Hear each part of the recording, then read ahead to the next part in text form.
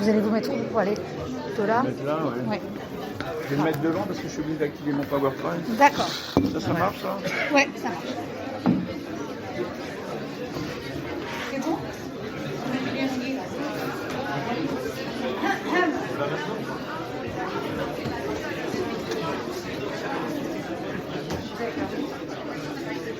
Rebonjour. Rebonjour. Rebond. Bah, ça marche pas. Bon, bah, heureusement que j'ai une voix de baryton. Rebonjour à ceux qui étaient déjà présents pendant la conférence précédente. S'il vous plaît, par contre, on va essayer de reprendre assez vite pour essayer de tenir notre objectif en termes de temps et pour que vous puissiez profiter au maximum en fait donc de la conférence de Christiane Fegelson, qui est professeur à la Sorbonne et qui en fait est sociologue du cinéma. Et l'objectif de la conférence, alors je vous rappelle que le fil de la journée c'est écrire l'époque et que évidemment vous n'êtes pas sans savoir que l'époque c'est aussi pas mal la guerre, ce le fut et ça l'est encore, et le cinéma est un mode d'écriture qui est tout à fait pertinent pour en rendre compte. Voilà. Bonne conférence et ensuite nous aurons comme tout à l'heure un petit temps d'échange de 1/4 d'heure environ. Voilà. Allez-y, je veux dire. Oui, bonjour. Je vais peut-être m'asseoir comme le micro est bas. Merci de Nadia Talbi et l'équipe de Sans Dessous de m'avoir accueilli pour cette conférence sur écrire l'époque. Donc j'ai choisi ici de vous parler effectivement de la question de la guerre. Alors au début je pensais sur une question un peu plus générique parce que j'avais fait une présentation il y a quelques années, j'étais en Irak au moment de la guerre et dans une université au Kurdistan, j'avais fait toute une présentation générique autour de la guerre et je me suis dit non, par rapport à votre public ici, je vais me concentrer sur un aspect qui est le statut de la guerre par rapport à une guerre qui est tout à fait récente, qui a commencé en février dernier, aux portes de l'Europe, qui est la guerre en Ukraine. Et qui a peut-être pas d'incidence ici à La Roche, ni même dans d'autres coins de France, mais qui émerge effectivement, dont on vous parle dans les médias, et sur laquelle finalement il n'y a pas tant d'images que ça. Enfin, il y a des images de télévision, mais il n'y a pas beaucoup d'images de fiction. Donc écrire l'époque par rapport à cette guerre en Ukraine me semblait intéressante, et du fait que vous êtes dans des cursus différents en tant que lycéen, il y en a qui font de la littérature, qui préparent le bac de français, d'autres qui sont en cinéma d'après ce que j'ai compris, je vais essayer de croiser les deux points par rapport à un poète important dont le titre de son livre paru en 1925 fait écho aux guerres contemporaines de l'Ukraine. Ce poète s'appelle Ossip Mandelstam. Est-ce qu'il y en a qui l'ont lu, qui le connaissent dans la salle? Voilà, au moins une personne qui vient d'Iran, qui sans doute le connaît, parce que Ossip Mandelstam a voyagé au Caucase dans les années 20. Donc, il meurt en 1938, à l'âge de 47 ans, dans un camp soviétique en Sibérie, après avoir clamé justement la puissance et la fragilité de la parole poétique. Et la poésie a une importance très importante à l'époque, au XXe siècle, et presque jusqu'à la fin du XXe siècle, en Union soviétique et en Russie, beaucoup peut-être plus importante même que ne l'aurait le cinéma, que le cinéma est né aussi à la fin du XIXe siècle en Russie, et puis ensuite a été développé par les avant-gardes soviétiques des années 20 après la Révolution, mais la poésie a toujours eu un statut particulier. Donc Mandelstam, qui donc a été un poète emblématique, avait dénoncé Staline dans un poème où il le qualifiait d'assassin et de mangeur d'hommes. Staline, qui a été le grand dirigeant de l'URSS entre 1928 et 1953, assassin et mangeur d'hommes.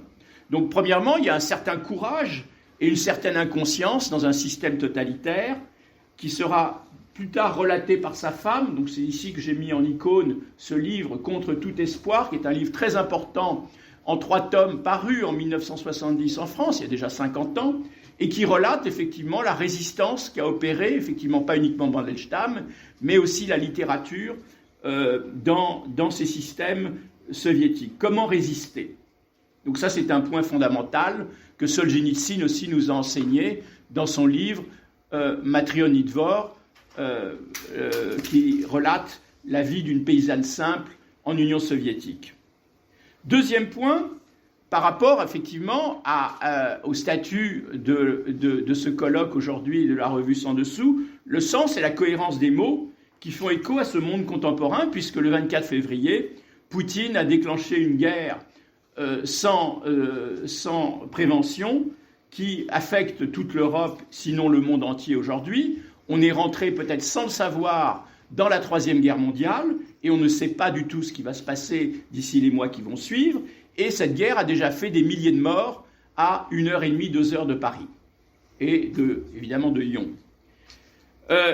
Troisième point, comment effectivement, de ce point de vue-là, évoquer peut-être Mandelstam pour poétiser le réel dans cette folie du monde qui s'est ouverte. Et c'est pour ça que je vais ici faire un point par rapport aussi à ma formation de sociologue et d'historien, en essayant de revenir un peu dans la longue durée, c'est-à-dire comment on peut essayer de comprendre aussi des phénomènes contemporains en les impliquant dans la durée de l'histoire et non dans l'histoire immédiate. L'histoire immédiate, d'une certaine manière, oblitère la mémoire, alors que quand on plonge des événements dans la longue durée, on peut effectivement peut-être mieux les comprendre. Donc 1938, c'est l'année où Mandelstam meurt dans un camp soviétique. C'est la grande terreur un an avant, en 1937, qui fait plus d'1,5 million de morts en URSS et où va être décimée une partie de l'état-major militaire soviétique, dont le maréchal Toukhachevski, qui fait que la Russie soviétique sera sans ressources militaires face à la montée des périls, c'est-à-dire la montée du nazisme, qui se prépare depuis les années 20, 30, dans l'Allemagne de Weimar, Hitler ayant pris le pouvoir en 1932. 1939, c'est le pacte germano-soviétique, nazi et communiste, qui vont permettre de faire le partage territorial de la Pologne et d'envahir la Pologne. 1941, c'est le déclenchement de l'opération Barbarossa par Hitler, qui va envahir, comme le fait Poutine aujourd'hui, une grande partie de l'Europe centrale, puis de l'URSS, justement l'Ukraine, qui va être traumatisée par le début de cette Seconde Guerre mondiale en 1941. La fin de la guerre, 1945, c'est 20 millions de morts en URSS, civils et militaires, sans oublier 2,5 millions qui ont été déportés dans les camps de travail et qui le seront par la suite, notamment après la guerre.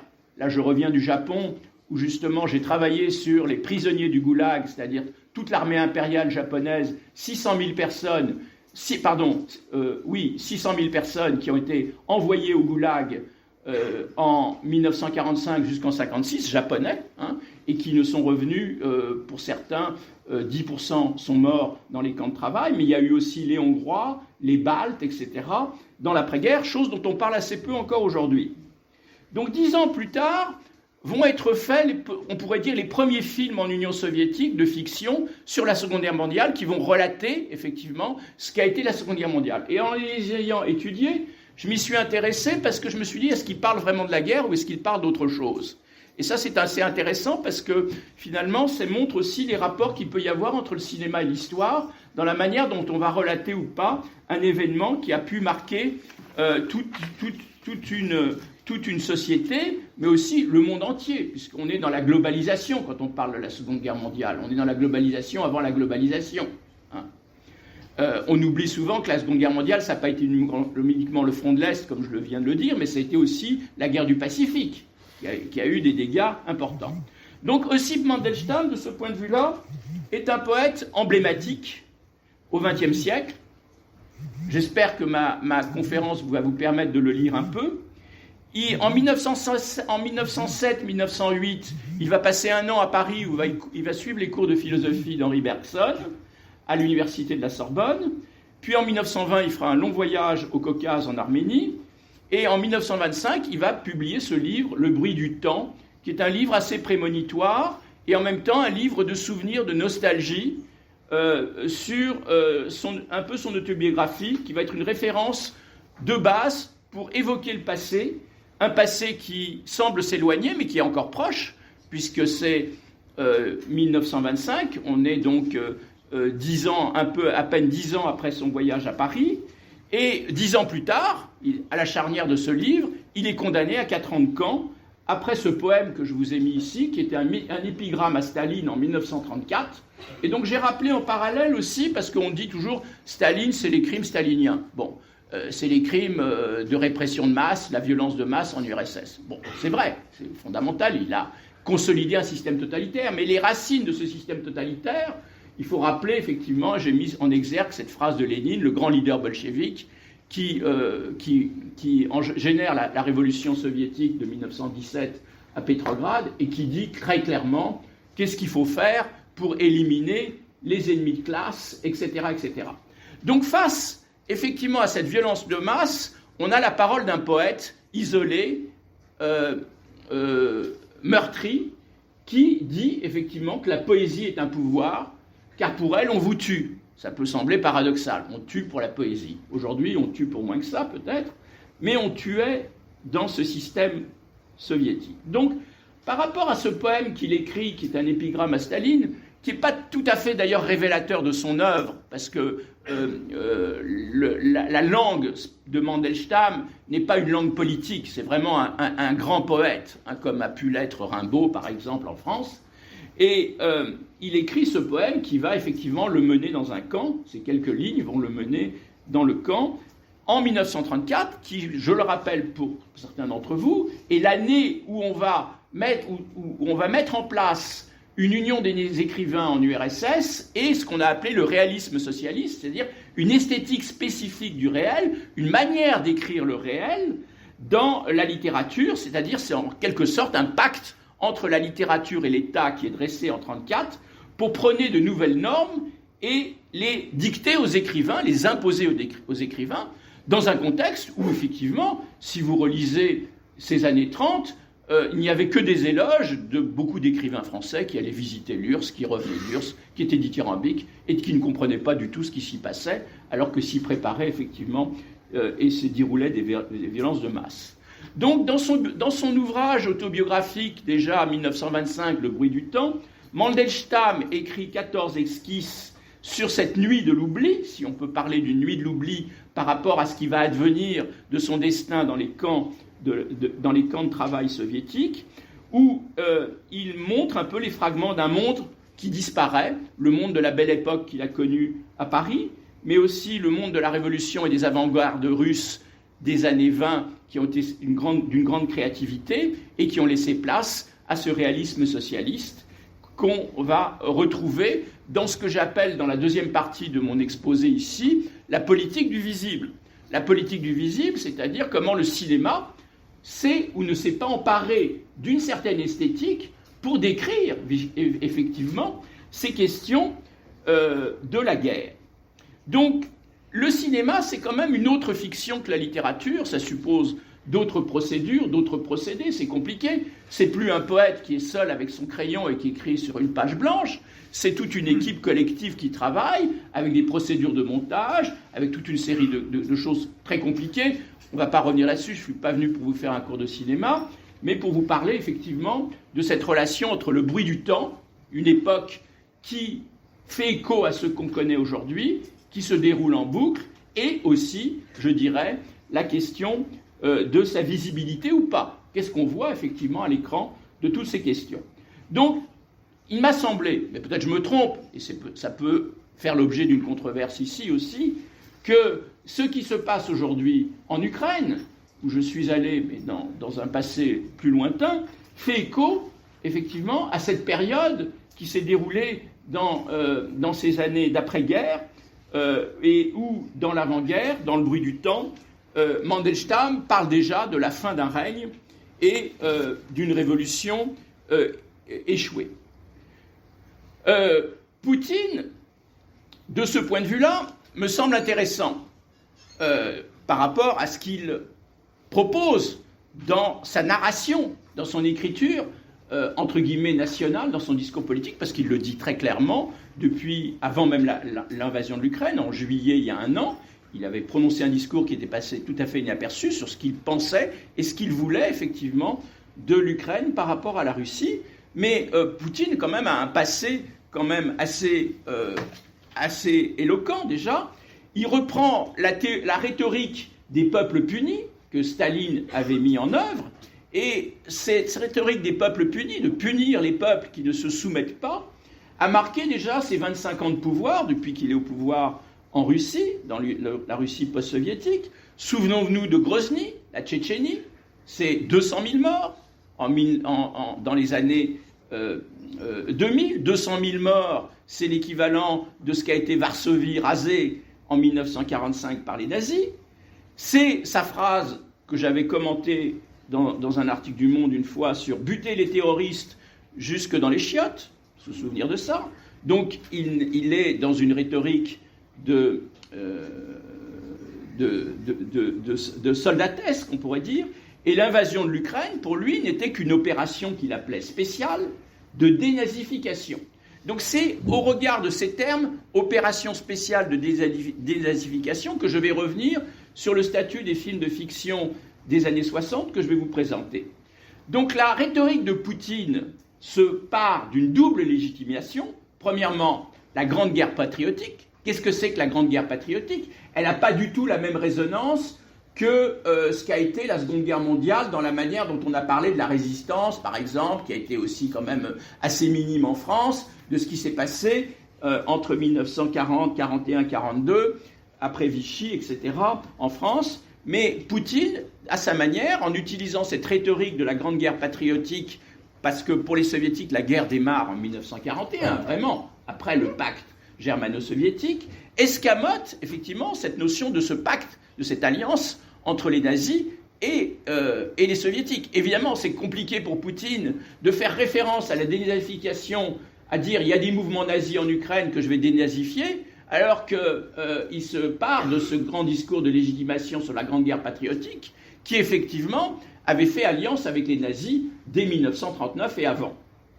Seule, donc, pour Poutine, la dimension, on pourrait dire, antifasciste de la guerre, après la rupture de 1941 et l'opération menée par les Allemands et la Wehrmacht Barbarossa en Ukraine, permet de légitimer sa guerre en Ukraine aujourd'hui. Donc l'ennemi, pour lui, est un fasciste. Il se réfère effectivement à ce grand discours sur la guerre patriotique pour dénoncer les fascistes. Deuxième aspect de la légitimation du discours poutinien, l'imaginaire de la punition. Qu'est-ce que c'est que de punir l'autre? Pourquoi le punir, après tout? Donc c'est en fait une référence à un discours qui avait mobilisé Staline dans les années 30-40 contre des peuples entiers. La criminalisation des peuples hostiles à la colonisation soviétique qui reprenait la colonisation russe, l'Asie centrale, le Caucase, etc., de l'Empire russe, ou alors encore la collectivisation, c'est-à-dire ce qu'on a appelé la lutte contre les koulaks, contre les paysans privés, menée après 1900, on pourrait dire même dès 1923, Lénine l'a entrepris et Staline l'a prolongé, mais qui a généré des grandes famines en Ukraine. Les paysans, qui étaient des paysans privés individuels, refusaient d'être dans des fermes communistes collectivisées. Et donc se sont opposés à la collectivisation des terres et ont été décimés en masse. Il y a eu plus de 4 millions de morts en Ukraine entre 1931 et 1933. C'est énorme.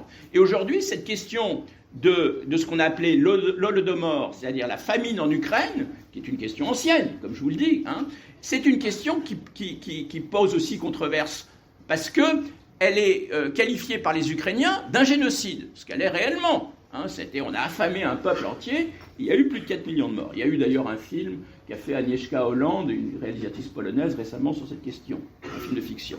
Mais il y a eu donc 4 millions de morts punis donc, en Ukraine, il y en a eu 1,5 million au Kazakhstan aussi, pour les mêmes raisons. Puis ensuite, quand la Deuxième Guerre mondiale commence en 1939-40, il ne faut pas oublier que la Russie soviétique avait envahi la Finlande et s'était emparée de la Carélie, donc avait déporté massivement une partie des Finnois dans la partie ouest de la Carélie. C'était déjà le début de la Seconde Guerre mondiale. Mais ensuite, quand cette guerre a réellement commencé avec l'Allemagne nazie, les Baltes, Estonie, Lituaniens, les Lituaniens, Estoniens ont été déportés massivement en Sibérie, par centaines de milliers. Donc il y a une mémoire chez ces peuples-là de ce qu'a été la déportation, et pour certains un non-retour. Puis il y a eu les Tatars de Crimée que la Russie s'est annexée il y a 5 ans. Les Tchétchènes, beaucoup plus dans les années 2000, etc.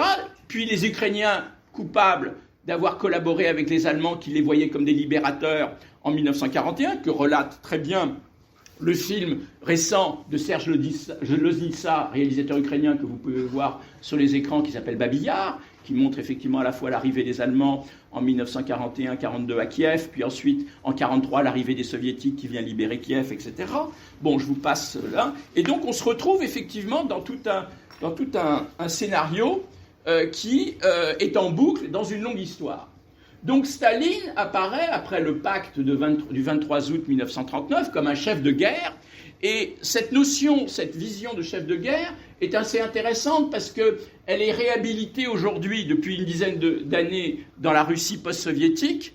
Staline, on parle assez peu, enfin dans certains cercles on parle de son aspect dictateur, etc. Hein, mais enfin, bon, ça c'est aussi une question très compliquée, hein, parce que ça renvoie à des questions aussi de sciences politiques. Qu'est-ce que la genèse d'un phénomène totalitaire? Comment il s'instaure, etc. Comment il génère un consensus autour de lui, puisque Staline avait aussi un fort consensus autour de lui. Mais dans cette genèse, dans cette convergence des totalitarismes Hitler-Staline de la fin des années 30, Staline est aujourd'hui réhabilité, notamment dans les médias, comme chef de guerre. Hein. On pense que c'est donc il faut lui donner un rôle important dans l'histoire de la Russie post-soviétique, et donc il y a beaucoup d'émissions, de films, etc. Et d'ailleurs, Poutine, par certains côtés, s'en réclame. Donc la guerre que vous voyez, là j'ai mis certaines photos de Staline au début de la guerre, un numéro de revue que j'avais animé il y a une quinzaine d'années autour de ces questions, et une photo qui est assez emblématique aussi. On voit des soldats allemands et des soldats soviétiques pactisés à la frontière polonaise avant le partage de la Pologne en 1939-40, au moment du pacte germano-soviétique, avec à côté un article de l'Humanité qui vante effectivement toujours les bienfaits de l'Union soviétique, et qui était donc dans une position extrêmement ambiguë en France par rapport à ce qui se passait en Union soviétique, comme l'a été d'ailleurs le Parti communiste français jusqu'à la fin de l'URSS, on pourrait dire, etc., etc. Donc, comment, de ce point de vue-là, parler de la guerre? La semaine dernière, Poutine a fait un grand discours sur la mobilisation par rapport à son enjeu qui serait la dénazification, c'est-à-dire envoyer et mobiliser plus de 200 000 jeunes soldats, garçons de votre âge, 18-20 ans, pour les envoyer ou les enrôler de force sur le front ukrainien, où ils n'ont pour beaucoup aucune envie d'y aller. Donc il y a des désertions massives aujourd'hui, et surtout que l'Ukraine reprend du terrain. Donc on reprend la même rhétorique, avec les mêmes slogans qu'on trouvait dans les années 40 en Union soviétique, pour la paix, les femmes au front, aller au combat. Et donc on a cette même rhétorique stalinienne qui réapparaît dans d'anciennes affiches que j'ai retrouvées, et qui montre effectivement toute l'ambiguïté de ce que déjà George Orwell montrait dans son livre 1984, si vous l'avez lu, sur son fameux roman, où les mots n'ont plus de sens et sont complètement inversés. La guerre et la paix, la liberté et l'esclavage, l'ignorance et la force. Donc dans ces formes de double sens, on retrouve dans le roman d'Orwell tout ce qu'on retrouve ici dans cette affiche soviétique, où le soldat dit à la petite fille qui fait un jeu de cubes, pour la paix, essaye de grandir de manière pacifique. Rastis spokojno. Grandit pacifiquement, grandit en paix. Bon. Et c'est évidemment tout le contraire de ce qui s'est passé dans la réalité, quand on connaît effectivement le fonctionnement des systèmes totalitaires et le fonctionnement des doubles langages. Donc, pour revenir donc à cette Seconde Guerre mondiale, qui va être filmée dans l'après-guerre, et là ça m'a intéressé aussi, parce que les films de fiction qui ont été réalisés ont été faits finalement plus de 10 ans après la Seconde Guerre mondiale. Alors ça, on peut le comprendre, il y a toujours un phénomène de latence et de traumatisme. La guerre a été filmée de près. Alors là, j'ai mis une affiche de l'époque qui était « Ne parle pas ». C'est-à-dire, c'est le système dans lequel on vivait en Union soviétique jusque dans les années, jusqu'à la perestroïka, la peur de parler, la peur d'évoquer les choses, la peur il y avait des formes de tabou, donc on parlait dans des milieux, dans des micro-milieux familiaux, mais on ne parlait pas en public, donc il y avait des doubles discours qui se forgeaient en permanence. Je l'ai connu pour avoir vécu en Union soviétique, donc ça je peux en témoigner. Et de ce point de vue-là, dans cette forme de double discours, il y a la peur, effectivement, ancienne, d'être arrêté, de dire des choses qui vont déplaire, et pour rien, pour un mot, on pouvait être envoyé, comme l'a été Mandelstam, 4 ans dans un camp. Voilà. Mandelstam avait écrit un poème ouvertement anti-stalinien, mais pour moins que rien, on pouvait être aussi dénoncé par son voisin et être envoyé. Donc c'est cette forme, effectivement, de suspicion qui est dans cette affiche « Ne parle pas ». Donc comment, dans cette forme de « ne parle pas », finalement, va se créer une autre forme qui est « qu'est-ce qu'on peut voir » finalement. C'est pour ça que j'ai appelé ça la politique du visible. Qu'est-ce qu'on peut voir de la guerre dans ces années qui ont été là 10 ans après la guerre, 55-60, dans ce qu'a été le cinéma de guerre en URSS, où, je le rappelle pour ceux qui ont peut-être été des militants communistes en France dans cette génération des années 60, le grand mot d'ordre était faire la paix, le pacifisme. Il fallait faire la paix. C'était le grand mot d'ordre de l'Union soviétique qui avait organisé les grands jeux, les grandes rencontres des festivals de la jeunesse en 58 à Moscou, si je me souviens bien, où il fallait réunir les forces jeunes pour parler de la paix, et l'Union soviétique voulait apparaître comme la force de la paix après le traumatisme de la Seconde Guerre mondiale qui quand même avait généré 20 millions de morts. Donc la guerre, on pourrait dire... Alors j'avais amené des extraits de films, mais apparemment on m'a dit que le lecteur ne marche pas. C'est dommage, je vous aurais montré des extraits de films de l'époque. La guerre est filmée de près, il y a eu beaucoup de films sur le front soviétique, de documentaires, près de 200, et souvent en Union soviétique on repassait en boucle toujours ces images documentaires, parce que l'Allemagne, après la Seconde Guerre mondiale, restait un des grands ennemis, même si l'Allemagne était démilitarisée, ça restait le grand ennemi imaginaire de l'URSS, même si une partie de l'Allemagne était devenue communiste avec la RDA. Donc, dès octobre 1941, on va filmer beaucoup la guerre. Ça va mobiliser l'époque. Il va y avoir pas beaucoup de plans de coupe. On est dans la tradition du cinéma vérité des années 20 qu'avaient initié les cinéastes soviétiques des années 20. Le cinéma est considéré comme une arme, c'est-à-dire en russe on dit оружие, et en même temps un outil de propagande. C'est cette tradition de la fiction. Mais le problème, c'est que ce cinéma-là pose aussi un questionnement par rapport au statut de la propagande, c'est-à-dire est-ce qu'on peut montrer les défaites de 1941 ? Est-ce que sur le front russe, puisque le front russe avait été affaibli par la chute de l'état-major en 1937 qui avait été limogé dans la Grande Terreur de 1937. Est-ce qu'on pouvait parler des humiliations? Est-ce qu'on pouvait parler des pertes? Est-ce qu'on pouvait parler de tout ça en 1941? Et Poutine aujourd'hui est dans le même dilemme, parce qu'il y a d'énormes pertes aujourd'hui sur le front ukrainien, et il est dans le même questionnement de comment justifier effectivement le retour des cercueils de ces jeunes soldats qui, pour certains, n'ont aucun intérêt à se battre en Ukraine. Autant en Tchétchénie, on se battait contre les musulmans, on les appelait les Noirs, autant en Ukraine, on se bat contre des frères slaves de même religion, et souvent aussi russes, puisque l'Ukraine est un État multiculturel où il y a un mélange de Russes, d'Ukrainiens, de pays, de peuples de toutes les nationalités. Donc, d'une certaine manière, le cinéma de fiction, bien plus tard, 10 ans plus tard, à partir de 1960, 58-60, va renouer avec cette question de la Seconde Guerre mondiale qui était traumatique pour en parler et donner une politique du visible en essayant de reconstruire effectivement ce sujet de la Seconde Guerre mondiale, mais sur un mode fictionnel et non plus un mode documentaire. À l'instar un peu de ce qu'avait aussi fait Hollywood. Il y a eu des films Hollywood des années 40-45 pendant la guerre qui étaient des films prémonitoires ou des films fictionnels sur la guerre. Donc ici, j'ai sélectionné 3 films pour votre mémoire. qui ont été faits après le 20e congrès. Le 20e congrès, c'était le congrès où le Parti communiste soviétique a dénoncé les crimes de Staline en 1956. Et donc, il y a eu un certain nombre de livres écrits par des écrivains importants, Viktor Nekrasov et notamment Ilya Ehrenburg, qui a inventé cette notion de dégel.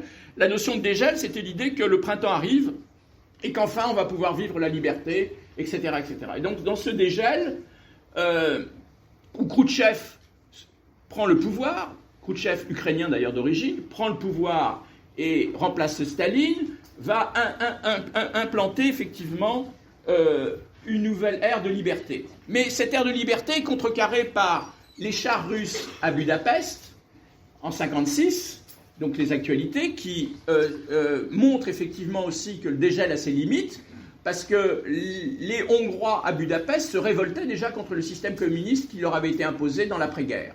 Donc je passe les détails, mais c'est important de le savoir parce qu'on est au bord déjà d'une troisième guerre mondiale comme on l'est aujourd'hui en 1956, il ne faut pas l'oublier.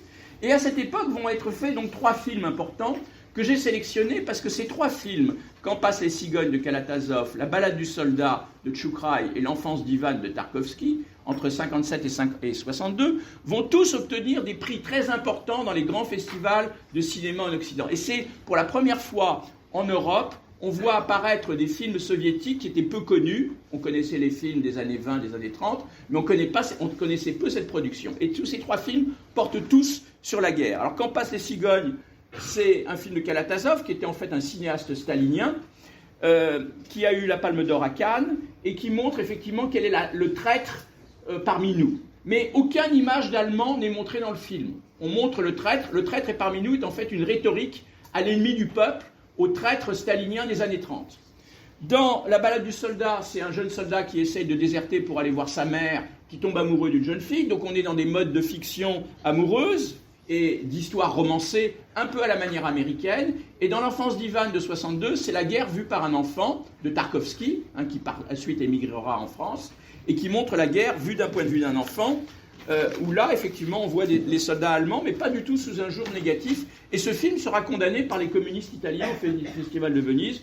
Et Jean-Paul Sartre en fera un article pour le défendre dans les lettres françaises. Donc on est dans un cinéma plutôt intimiste, avec des cadrages resserrés, qui construit effectivement une vision sentimentale de la guerre, totalement coupée de sa réalité, en utilisant la rhétorique des boîtes-boulots très irrationnelles qu'on retrouve dans les littératures de Tolstoï. Et c'est une forme d'écriture nouvelle, finalement, on pourrait, par rapport à notre colloque, de la manière de parler de la fiction de guerre par rapport à tous les documentaires qu'on connaissait à l'époque. Donc, la période du dégel permet à ces cinéastes d'avoir une certaine autonomie pour s'exprimer, et tous les 3 obtiennent des prix à Cannes, à Berlin, puis à Venise, et sont encensés d'ailleurs par Romer, par exemple dans les cahiers du cinéma, qui ne voit pas du tout le contre-aspect de ces films. Donc on donne une valeur très émotive à l'histoire, on déplace la question de l'ennemi réel en arrière-plan, avec des scènes de guerre très courtes, on met en place des bons sentiments par rapport à la violence de la guerre, et par rapport à ce qu'a été la violence du stalinisme, on repart de l'individu et non plus du collectif, ça c'est aussi une question très importante. On est loin d'un patriotisme outrancier qu'on trouvait dans les documentaires. On est dans des questions effectivement de relations humaines et on démystifie effectivement la notion de héros. Le héros, c'est pas le soldat non plus qu'on croyait, qui était courageux, mais ça peut être aussi un lâche qui va effectivement déserter. Et on est en pleine guerre froide, c'est-à-dire avec 62, l'arrivée après 56, 62, nouvelle guerre froide, le discours sur le pacifisme soviétique s'effondre par rapport au missile de Cuba, à la révolution cubaine, et ce qui se passe, etc., où on est au bord encore de la Troisième Guerre mondiale. Donc l'histoire ici, écrite par les vainqueurs, elle est ramenée au présent dans le cinéma de fiction, elle a un usage interne. Qu'est-ce qu'on montre du traître et de l'ennemi du peuple? Qu'est-ce qu'on pointe dans la vérité des rapports humains par rapport à des films de fiction qui sont nés dans cette guerre froide et qui montrent de nouveaux archétypes de héros par rapport à un passé qui a été lourd et violent, donc dans un contexte d'esthétique.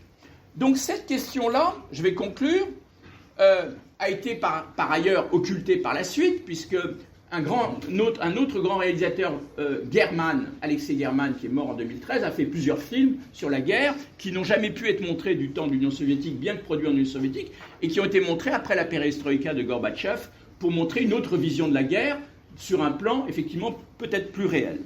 Donc la représentation ici, c'est celle de la nation qui est victime, qui s'est répandue dans tout l'aspect fin de l'Union soviétique, et je conclurai ici sur ce que j'appellerais des guerres sans mémoire, à partir, j'ai pas beaucoup de temps effectivement, mais d'un film qui est sorti il y a 4 ans, en 2018, de Serge Lodissa, Donbass, qui est en fait une fiction documentaire. C'est pas un documentaire, mais c'est une fiction documentaire qui montre un aspect totalement irréel de ce qu'est le Donbass, aujourd'hui en plein centre du conflit et l'enjeu du conflit entre la Russie et l'Ukraine, et où à nouveau, dans cette caricature qu'on fait de Poutine, ne parle plus, se posent différents problèmes. Alors je vais en énumérer 3.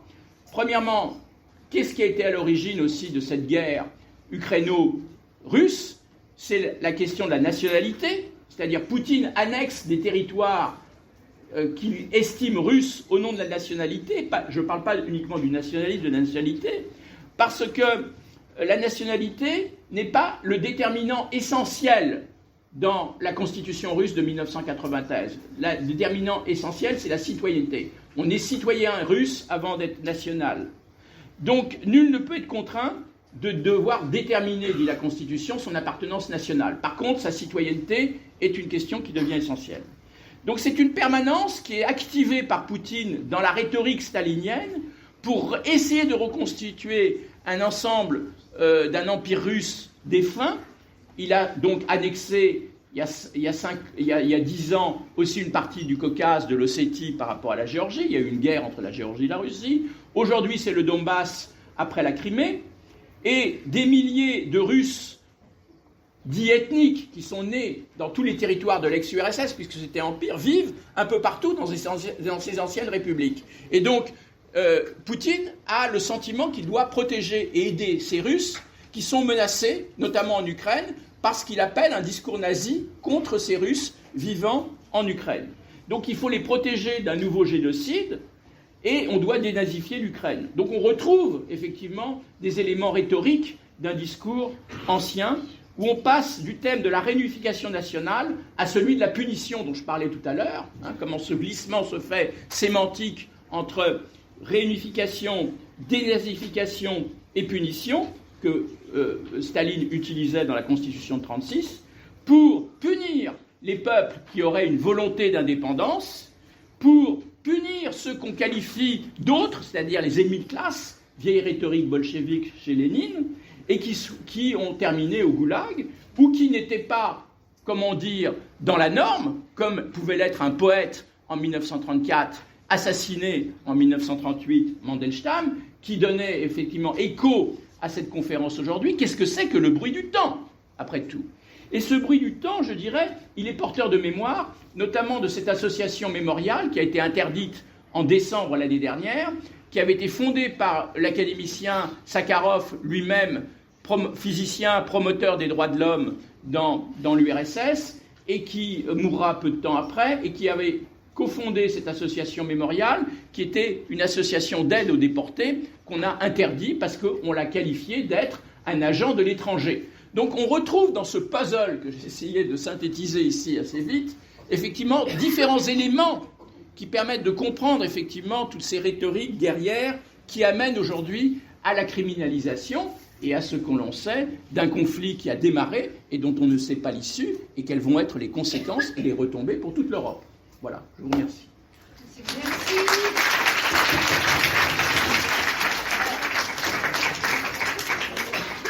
Merci beaucoup. Merci beaucoup. Je sais pas, est-ce que vous m'entendez?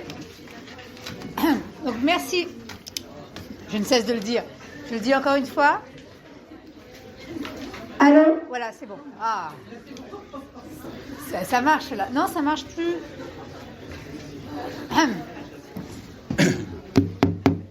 Bon, alors là, ça marche. Donc, voilà. Donc, merci beaucoup, Christian Figelson, de cette présentation. Est-ce que vous avez des questions? Est-ce qu'il y a des choses dont vous souhaitez débattre? C'est le moment. On a à peu près un quart d'heure. pour discuter avec M. Feigelson. Shala Shafi. Merci beaucoup pour votre exposé, très intéressant. Moi, j'ai une question par rapport à la dernière partie, c'est-à-dire la question de Poutine et le lien que vous faites avec la pensée léniniste et stalinienne, mais la dimension conservatrice qui est Alexandre Dovgin, c'est-à-dire le philosophe ou le...